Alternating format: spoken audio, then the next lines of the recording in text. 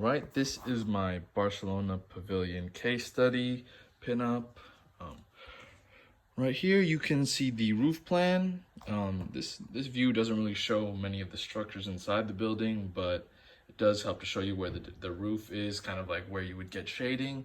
It also shows you where the pools are and the staircase that leads up to the building. This is my floor plan. You can see where the different walls are inside the building.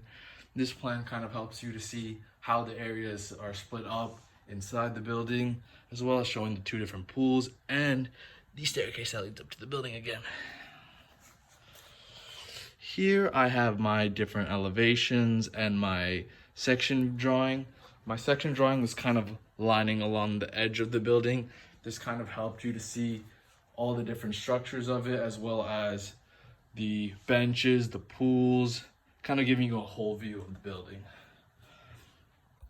For my elevation drawings, you can see my north elevation and my south elevation here.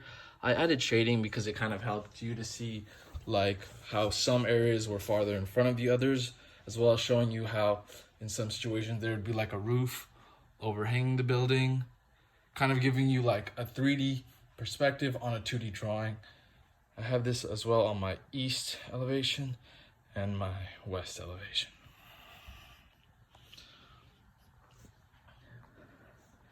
Here I have my analysis drawings. This drawing was to show the additive nature of the building, how you can see that it's just like a bunch of squares and rectangles added on top of each other. In this building you can see many different forms of contact of these different areas. There's face contact, there's corner contact, as well as interlocking shapes. But one thing to note is how all of these shapes have a very linear nature. As many of them share an edge, it kind of helps to emphasize where the building starts and stops. As you can see here, one other thing to note is how all the different basically the different squares of the building have a similar orientation.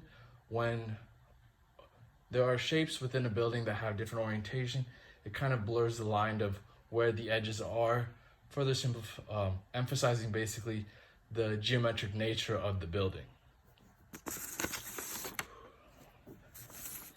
Here I'm showing basically the geometry of the building and how, although there are no walls that separate one area from the next, because of the very angular walls, the different areas of the building are separated from one another compared to like a curved wall, which emphasizes more continuity.